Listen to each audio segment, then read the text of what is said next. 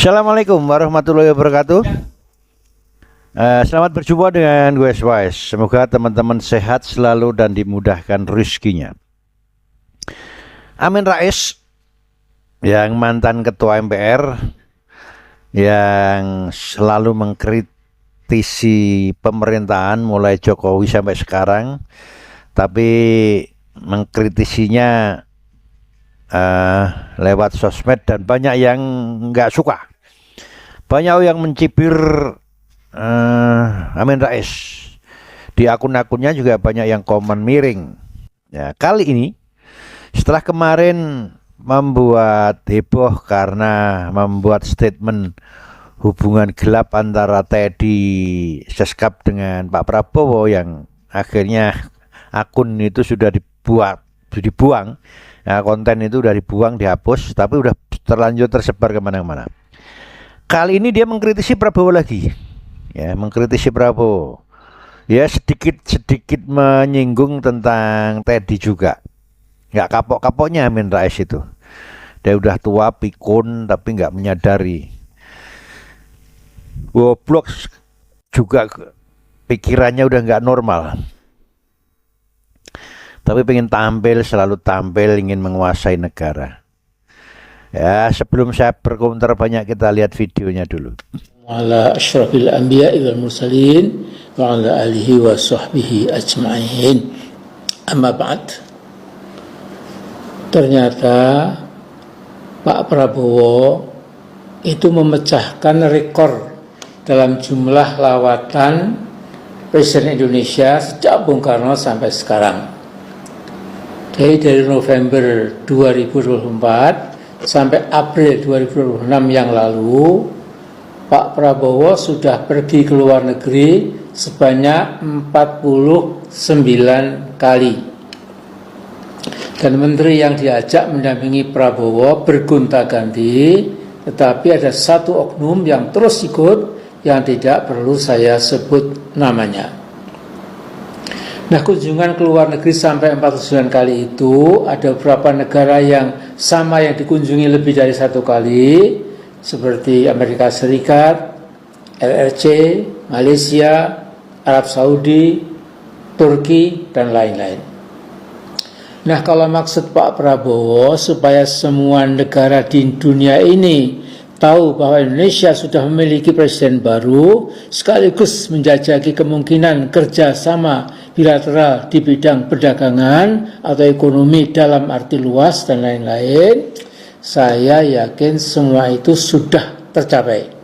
Walaupun harus tetap dilihat apakah berbagai MOU, Memorandum of Understanding, yang disepakati diteruskan menjadi perjanjian perdagangan yang konkret.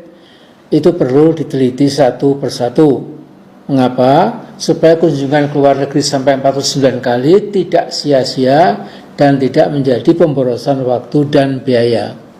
Nah, andai kata selama ditinggal ke luar negeri oleh Pak Prabowo, Wapres tanda petik Gibran bisa menjalankan tugas-tugasnya sebagai Wapres, barangkali tidak terlalu gawat kondisi Indonesia yang masih ditindih dengan berbagai persoalan sosial dan ekonomi yang berupa keresahan sosial, politik, dan ekonomi.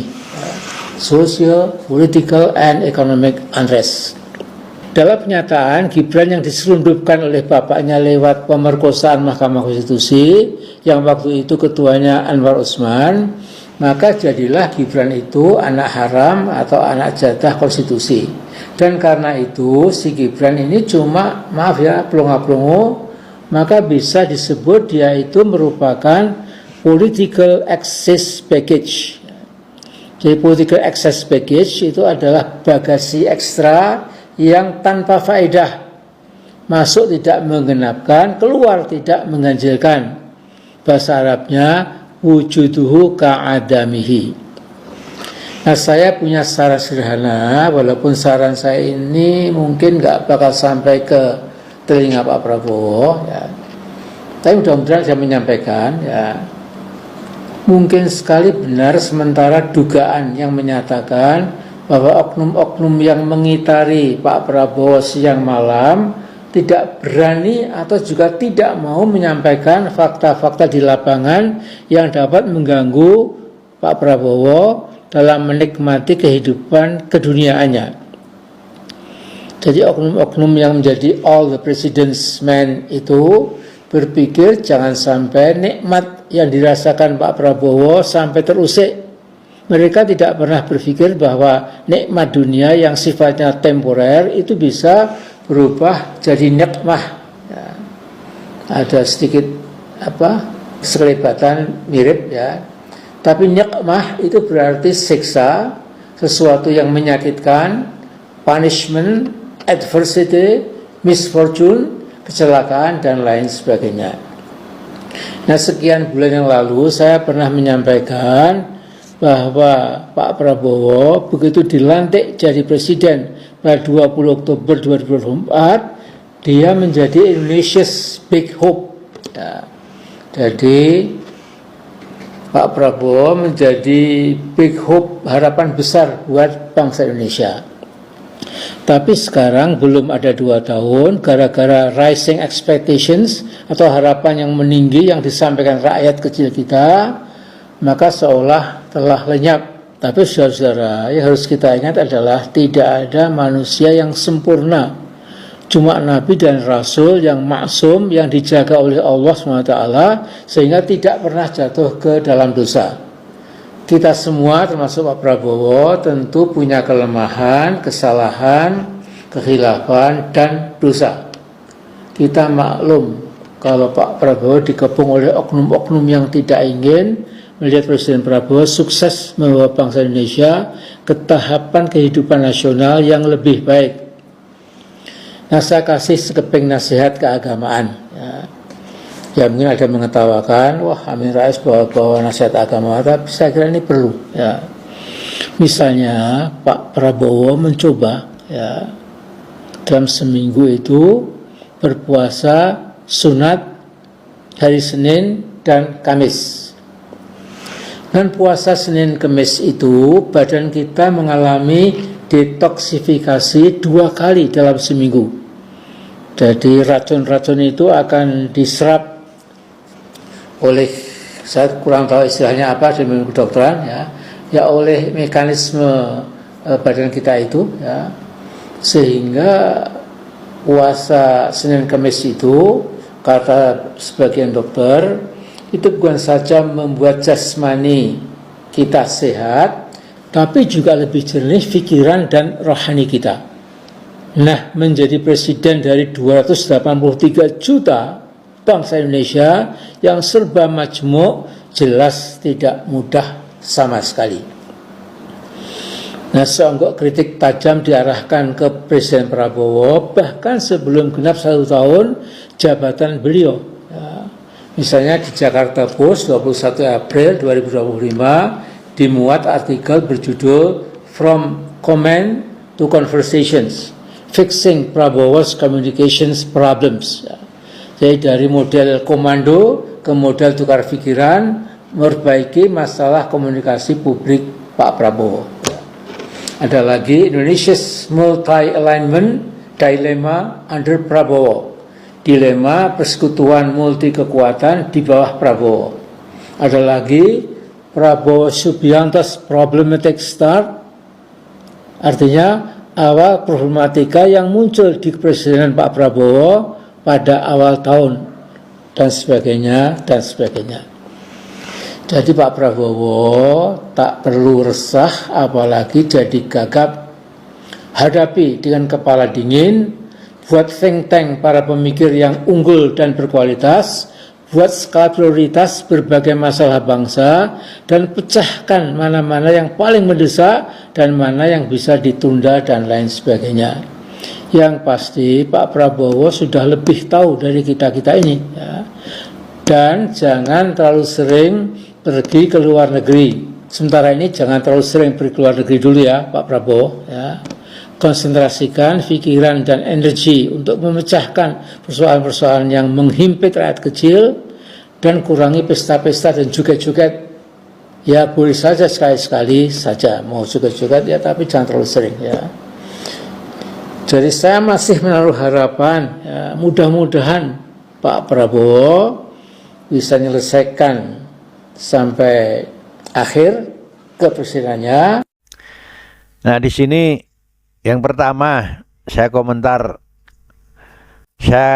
mengomentari dua hal saja. Yang pertama kaitannya dengan kunjungan Pak Prabowo ke luar negeri. Amin Rais mengatakan itu paling banyak sepanjang sejarah, mulai dari presidennya Pak Soekarno sampai Prabowo ini paling banyak. 49 kali selama November sampai sekarang 2026. November 2024 sampai sekarang. 18 atau 19 bulan 49. Dia lupa. Entah lupa, entah bego, entah ya, saya nggak tahu. Gus Dur di saat menjadi presiden, ketua MPR-nya dia, Amin Rais. Selama 20 bulan Gus Dur itu kunjungan ke luar negeri selama 80 kali. Berarti kalau dia mengatakan Pak Prabowo ini paling banyak, dia salah. Ya, salah, paling banyak Gus Dur. Ya, dia ingin menyerang Prabowo aja, tapi sebetulnya sasaran tembaknya bukan Prabowo. Prabowo itu sasaran kedua, sasarannya lebih ke Gibran dan Jokowi. Kemudian yang kedua, dia mengatakan selama 49 kali ke luar negeri itu Prabowo selalu membawa menteri-menteri, dan menterinya bergantian, yang ikut bergantian, kecuali satu, Teddy. Nah, Amin Rais lupa, sekali lagi dia lupa atau bego atau memang bodoh.